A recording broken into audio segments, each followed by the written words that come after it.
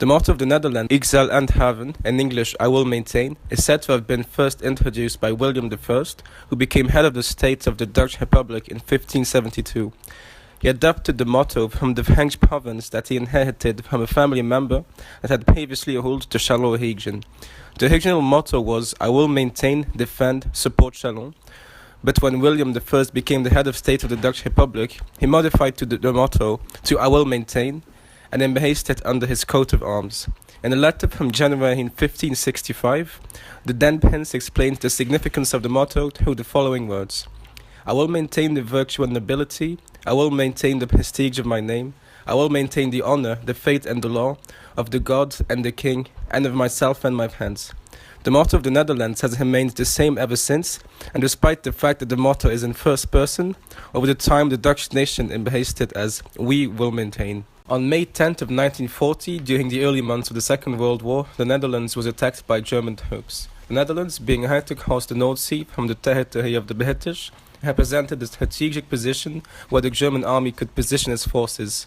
On the 14th of May 1940, 90 bombers dropped 100 tons of explosives over the city, which resulted in a square mile of Rotterdam being virtually flattened. The devastating consequences of the 30-minute attack were not only limited to the destruction of the central district of Rotterdam, but also included nearly 1,000 reported civilian deaths and left more than 80,000 people without a roof over their heads. After being faced with the consequences of the bombing, the Dutch, in fear of losing another city in the same way, assigned General Wielkenman from the Dutch army with the heavy task of signing their capitulation on the 15th of May 1940.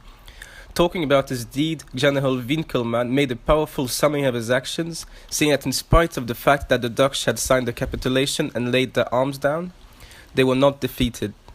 With the new rulers taking over the control, the Dutch industry saw an opportunity and took advantage of it. The majority of factories started accepting German orders shortly after the capitulation, with the large docks and the shipyards following soon after. This fact can also be seen as a sign of the stamina of the Dutch. Furthermore, this display of stamina resulted in 1940 and 1941 becoming the best economic years up to that point of history. The Dutch maintained the status quo of doing what is best for the further development of their country. Initially, the task of developing a reconstruction plan was given to Willem Gerrit Witteveen, but later on, as the war progressed, a group of influential businessmen, along with architects and artists from the upper society, developed a new and better plan. The basic plan, as the two groups named it, offered more space for modern and functional architecture, as well as separation of areas for living, working and recreation. It also included plans to move businesses and factories to special industrial estates outside the central district of Rotterdam. Their plan ended up being adopted on the 28th of May 1946, and the actual work started on May 17, 1947. As the reconstruction started, an illuminated sign with the words "Get to work" written on it was erected at Coolsingel. At the unveiling of the sign, Karel Paul van der Mandela, an important Dutch banker at the time, who had realized what Rotterdam citizens were faced with, urged both employers and workers to work together through the hard times. Such a task required everybody to work and create work. Despite the initial euphoria surrounding the reconstruction, skepticism and criticism made their way into the minds of the public shortly after the reconstruction was done in 1970. After the reconstruction was finished in 1970, the central district started being criticized for being barren and cheerless. Due to the public unrest during the 1970s, architects from Amsterdam were brought to Rotterdam with the task of adding more charm to the city. This venture led to the demolition of buildings from the reconstruction area, which were replaced by contemporary architecture.